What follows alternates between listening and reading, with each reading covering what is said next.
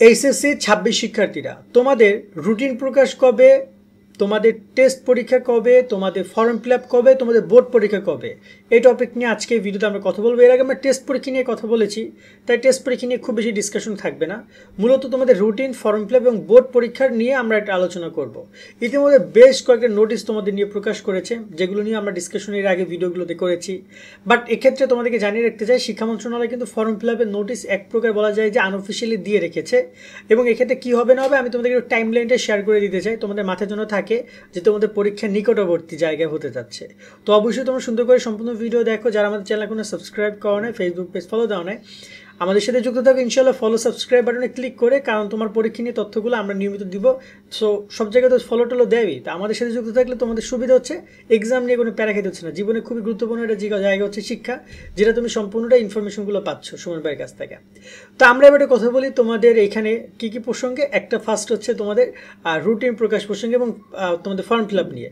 Form fill up routine দুইজন হচ্ছে ভাই ভাই, সবার আগে রুটিন প্রকাশ করা হবে। আর আমরা যতটুকু জানি রুটিনটা মোটামুটি দেয় তোমাদের মার্চ মাসের বা ফেব্রুয়ারি মাসে 28 তারিখ অথবা মার্চ মাসের 1 তারিখের দিকে বা এই টাইমে প্রকাশ করে দিবে। গত বছরের যেটা হয়েছিল যে ফর্ম ফিল আপ নোটিশ প্রকাশ করছে যেদিন, তার আগের দিন রুটিন দিছে। তার আগের বছর এরকমই ছিল কম বেশি, আমার যতটুকু মনে পড়ে। তো এক্ষেত্রে দেখা যায় ফর্ম ফিল আপের নোটিশ প্রকাশ করা হবে আগামী এরকম 28 তারিখ অথবা 1 তারিখ, এবং ফর্ম ফিল আপ শুরু হবে 1 তারিখ থেকে। এবং তোমাদের ওই সময় মূল কথা হচ্ছে ফর্ম ফিল আপ যেদিন শুরু হবে বা ওই কাছাকাছি সময় তোমাদের এই যে এটার রুটিনও প্রকাশ করে দিবে। রুটিন প্রকাশ করা মানে বুঝো তো, তোমাদের পরীক্ষা কবে সেটা তোমরা জেনে গেলা। এইচএসসি 26 শিক্ষার্থী, নাইট 24 পাবলিকেশনের বাংলা এ প্লাস, ইংরেজি এ প্লাস এবং আইসিটি ম্যাজিক, এই 3টে বই তোমাকে পরীক্ষায় ভালো রেজাল্ট এনে দিবে। প্রত্যেকটা বই রকমারির বেস্ট সেলার। বোর্ড পরীক্ষা এখান থেকে হুবহু প্রশ্ন কমন আসে। এছাড়া প্রতিটি বইয়ে কিউআর কোড পাচ্ছ, যা স্ক্যান করলে এই বইয়ের ভিডিও ক্লাসগুলো তোমরা পেয়ে যাবে। বাংলা বইয়ে বাংলা প্রথম পত্র, দ্বিতীয় পত্র, ব্যাকরণ সহ সবকিছু সুন্দরভাবে ব্যাখ্যা এবং পর্যাপ্ত সৃজনশীল এমসিকিউ প্রশ্ন রয়েছে। তো সিন, রাইটিং, গ্রামার সবকিছুর অনুবাদ এবং সুন্দরভাবে লেখার নিয়ম কৌশল সবকিছু রয়েছে। আইসিটি ম্যাজিকে টপিক ভিত্তিক প্রশ্ন, পর্যাপ্ত সৃজনশীল এমসিকিউ রয়েছে। আজকেই তোমরা বইগুলো অর্ডার করতে নাইট 24 পাবলিকেশন অথবা স্ক্রিনে দেওয়া নাম্বার অথবা রকমারির ওয়েবসাইটে যোগাযোগ করো।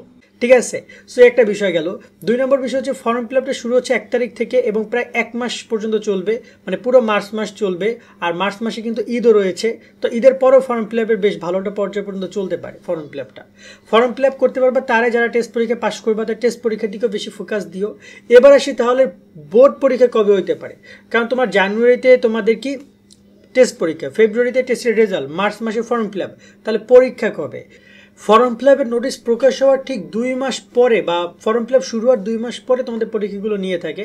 তো এক্ষেত্রে দেখা যায় মার্চ মাস যদি পুরোটা ফর্ম ফিল আপ তোমাদের চলেও, সেই হিসাব করে ফর্ম ফিল আপ শেষ করে 2 মাস আমরা ধরতে পারি যদি ধরি, তাও তোমার কি যাচ্ছে, এপ্রিল পুরো মাসটা যাচ্ছে, মে পুরো মাসটা যাচ্ছে।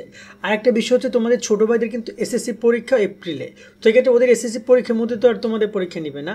তো এক্ষেত্রে দেখা যায় ওদের পরীক্ষা শেষ হওয়ার 1 মাস পর তোমাদের পরীক্ষা হয়, মূলত এখানে প্রায় 2 মাসের একটা গ্যাপ থাকে।